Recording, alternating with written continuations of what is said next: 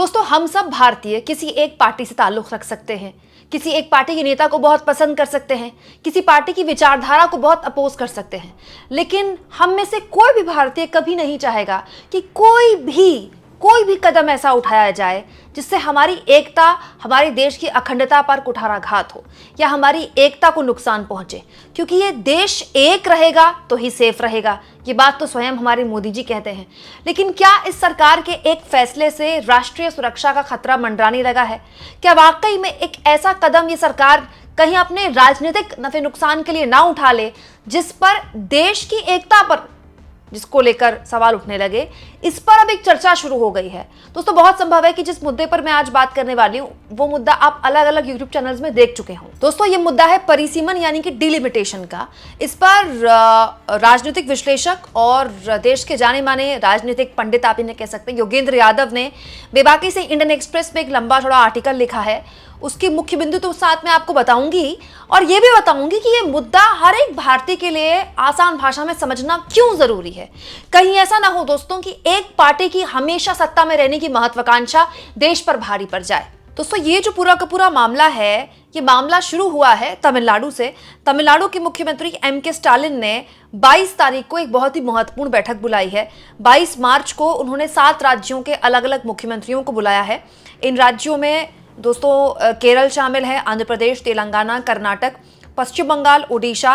पंजाब के मुख्यमंत्री बीजेपी के मुख्यमंत्री हैं। ओडिशा में बीजेपी की सरकार है, लेकिन उनको भी बुलाया गया है। दरअसल ये पूरा का पूरा मसला दोस्तों परिसीमन को लेकर है। 2026 की जनगणना आने के बाद नई तरीके से परिसीमन होना है, और ये परिसीमन पहले से होना था, लेकिन पहले उसको रोक दिया गया था।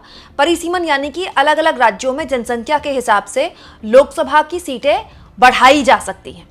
दोस्तों, अब तो कहने वाले ये भी कह रहे हैं कि कोविड काल में भी जब पूरी दुनिया में काम रुका हुआ था, भारत की संसद बनती रही, उसके पीछे मोदी की मंशा ये थी कि अब बीजेपी ये बात समझ गई है कि वो हमेशा सत्ता में कायम रह सकती है अगर वो एक बड़ा कदम उठा ले, उत्तर भारत की जो लोकसभा सीटें हैं वो बढ़ जाएं। अगर ऐसा होता है, उत्तर भारत की लोकसभा सीटें बढ़ जाती हैं, तो बीजेपी केवल उत्तर भारत में यानी कि जो हिंदी पट्टी के राज्य हैं, जिसमें यूपी है, बिहार है, मध्य प्रदेश है, राजस्थान है, हरियाणा है, हिमाचल है, उत्तराखंड है, ये मोटा मोटी वो राज्य हैं जो कि हिंदी पट्टी के राज्य हैं, जहां पर बीजेपी को मजबूत माना जाता है। केवल इन राज्यों के बूते आसानी से एक लंबे वक्त तक देश की सत्ता में काबिज रह सकती है, देश की सरकार में वो बनी रह सकती है, फिर चाहे दक्षिण के राज्यों में वो साफ भी हो जाए तो। और दोस्तों, इसी के विरोध में 22 मार्च को एम.के. स्टालिन ने अलग अलग राज्यों के मुख्यमंत्रियों को बुलाया है, और एम.के. स्टालिन इसका विरोध कर रहे हैं। हालांकि इस मामले में तमिलनाडु को आश्वासन देते हुए अमित शाह ने पहले ही कह दिया कि अगर परिसीमन होता है तो एक भी सीट तमिलनाडु की प्रभावित नहीं होगी, एक भी सीट कम नहीं होगी। लेकिन ये सिर्फ तमिलनाडु के लिए बोला उन्होंने, अमित शाह ने, बाकी राज्यों के लिए नहीं बोला। दूसरी और सबसे महत्वपूर्ण बात दोस्तों, ये एक ऐसा खतरनाक कदम भी हो सकता है जिसमें जो एक नॉर्थ और साउथ का डिवाइड है, जो काफी हद तक अब खत्म हो गया है हमारे देश में, वो डिवाइड और बड़ा हो जाए। दोस्तों, योगेंद्र यादव ने बताया है कि 1971 की जनगणना के आधार पर लोकसभा की 543 सीटों की संख्या को फ्रीज कर दिया गया था। 1976 में संविधान संशोधन के जरिए इसे 2001 तक स्थापित कर दिया गया, और फिर 2002 में इसे 2026 के लिए बढ़ा दिया गया। अब सवाल ये उठ रहा है कि 2026 के बाद जब जनगणना होगी तो क्या परिसीमन के जरिए दक्षिण भारत की सीटें कम हो सकती हैं, और अगर कम नहीं हुई, उत्तर भारत की सीटें बढ़ा दी गई। अब जैसे मान लिए यूपी में 80 सीटें हैं, तो इसीलिए यूपी का इतना इंपॉर्टेंट, मतलब यूपी का राजनीतिक पूरा परिदृश्य इतना इंपॉर्टेंट है। यूपी बिहार का चुनाव अपने आप में इतना इंपॉर्टेंट है कि जो यूपी बिहार हार गया वो देश हार गया, जो यूपी बिहार जीत गया वो देश जीत गया, इसीलिए यही कहा जाता है ना। अब दोस्तों, होगा क्या, नई जाति का जनगणना होगी 2026 में, उसके अकॉर्डिंग परिसीमन हुआ, और यूपी की सीटें, मैं एक हाइपोथेटिकली बता रही हूँ, मान लीजिए यूपी में 80 की जगह 100 सीटें हो गई। 100 सीटें तो बहुत ज्यादा है दोस्तों। और ये जो परिसीमन होता है, जो लोकसभा की सीटें बढ़ती है, जनसंख्या के आधार पर बढ़ती है। अब दक्षिण भारत के जो राज्य हैं, एम.के. स्टालिन जिनको एक तरह से जिनको प्रतिनिधित्व कर रहे हैं, उनका ये कहना है कि हमने पिछले 25-30 सालों में देश में जो केंद्र की कोई भी सरकार रही हो, उसकी जो फैमिली प्लानिंग योजना है, परिवार नियोजन का कार्यक्रम है, उसको सीरियसली लिया। हम दो हमारे दो वाला जो पूरा कार्यक्रम है, जिससे जनसंख्या कंट्रोल में रहे, उसको इन दक्षिण भारत के राज्यों ने बहुत सीरियसली लिया। इन दक्षिण भारत राज्यों में दोस्तों जो लिटरेसी रेट है, जो साक्षरता दर है ये उत्तर भारत के राज्यों से कहीं ज्यादा है।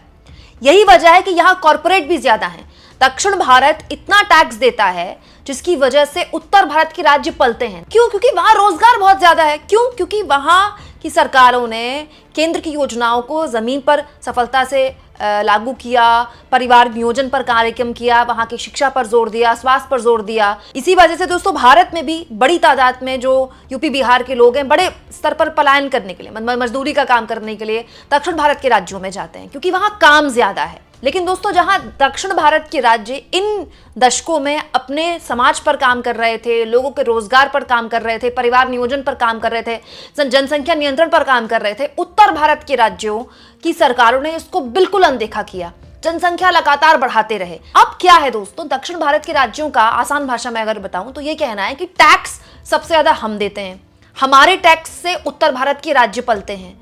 इसके अलावा एम्प्लॉयमेंट सबसे ज्यादा हम देते हैं। हमने आपके परिवार नियोजन के कार्यक्रम को सीरियसली लिया और उसके बाद अब आप कह रहे हैं कि इसका हमको पनिशमेंट दिया जाएगा, इसका हमको मतलब हमको एक्चुअली में इसके लिए इनाम मिलना चाहिए। सच्चाई तो यही है दोस्तों कि एक समाज को जिस तरह से बढ़ना चाहिए, दक्षिण भारत के राज्य, चाहे वो कर्नाटक हो, खास तौर पर तमिलनाडु, चाहे वो केरला हो, केरला में देश की सबसे ज्यादा साक्षरता दर है, सबसे ज्यादा पढ़ा लिखा समाज है केरला में। तो ये इस तरह के राज्य तो हमारे लिए आइडल है दोस्तों। यूपी बिहार के राज्य राजनीतिक तौर पर बहुत महत्वपूर्ण हो सकते हैं, वहां से बहुत सारे पीएम निकल सकते हैं, वहां से बहुत सारे विधायक निकल सकते हैं, लेकिन वहां के समाज ने, वहां की सरकारों ने जमीन पर अपने उन मूल्यों को उतारने में कितनी मदद की। फिसड्डी रहे ना ये राज्य। अल्टीमेटली तो हमको इसको इस नजर से ही देखना चाहिए। लेकिन सिर्फ इसीलिए इन राज्यों में सीटें बढ़ा दी जाएं कि इनकी जनसंख्या ज्यादा है, ये कहां का तुक है। ये तो ठीक वैसा ही हुआ कि एक परिवार में एक बेटा आपका पूरी ईमानदारी से काम कर रहा है, माता पिता की सेवा कर रहा है, माता पिता की आज्ञा का पालन कर रहा है, इसकी उसको सजा मिल रही है, और एक बेटा बिल्कुल सुनने को राजी नहीं है और माता पिता उस पर वारे जा रहे हैं, और इससे क्या होता है, दो भाइयों के बीच में दरार पैदा होती है। ठीक यही बात दोस्तों योगेंद्र यादव इस डीलिमिटेशन के कार्यक्रम जो कि होने वाला है 2026 के बाद, उसको लेकर कह रहे हैं। अब दोस्तों इंडियन एक्सप्रेस का आप योगेंद्र यादव का ये आर्टिकल देखिए, जिसकी शुरुआत की पहली लाइन में ही योगेंद्र यादव क्या कह रहे हैं, delimitation is the last thing that Indian union needs today. Delimitation, परिसीमन, वो आखिरी चीज है जो भारत को इस वक्त चाहिए। मतलब भारत को इसकी बिल्कुल जरूरत नहीं है। बड़े बड़े जानकार कहते हैं कि जितना हो सके इसको आगे और टाल देना चाहिए।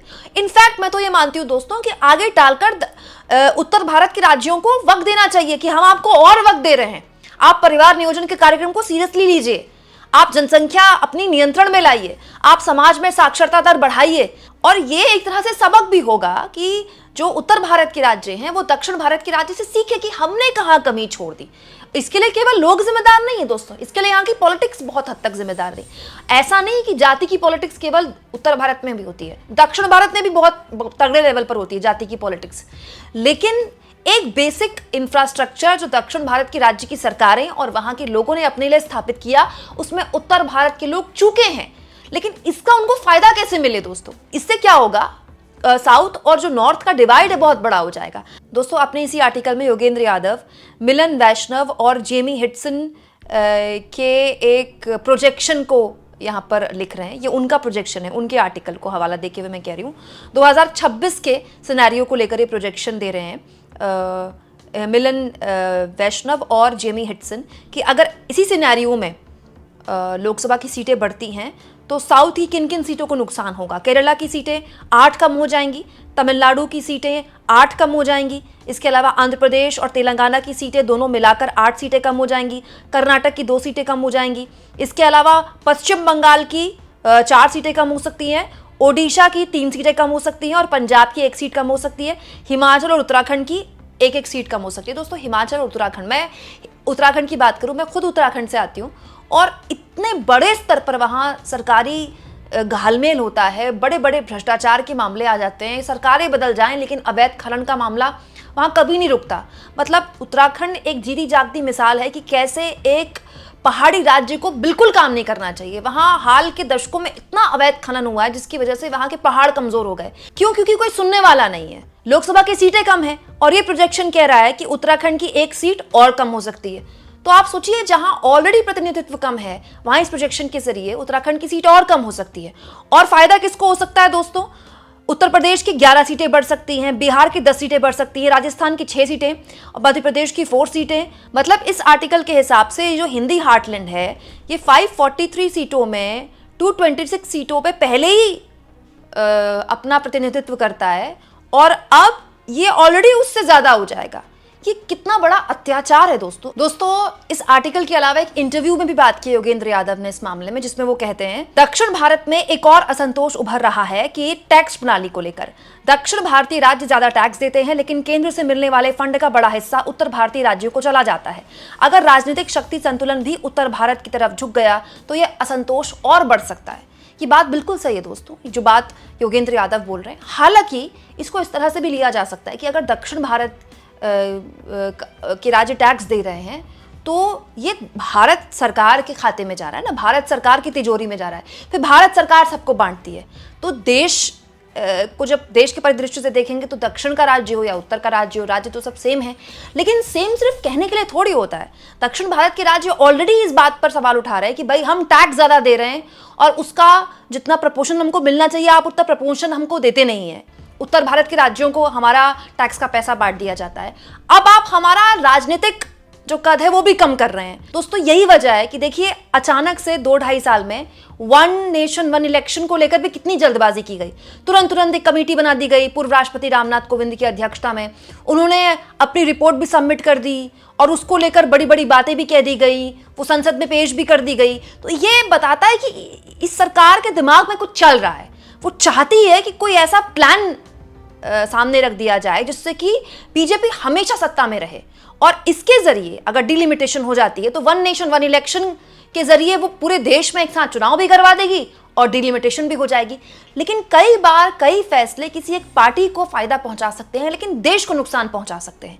कहीं ऐसा ना हो दोस्तों कि नॉर्थ वर्सेस साउथ के बीच की लड़ाई जिसको पाठ पाने में दशकों लगे, अब नहीं है ऐसी कोई लड़ाई। देखिए दक्षिण की सारी फिल्में यहाँ उत्तर में चलती हैं, अल्लू अर्जुन हो, प्रभास हो, कितने बड़े स्टार बन गए। कौन जानता था 10 साल पहले इनको उत्तर भारत में। और उत्तर भारत की सारी हीरोइंस दक्षिण भारत के राज्यों की फिल्मों में काम करते हैं। ये डिवाइड ऑलरेडी खत्म हो चुका है, लेकिन अब ये जो पॉलिटिक्स के द्वारा डिवाइड पैदा करने की कोशिश की जा रही है ये देश के लिए खतरनाक है।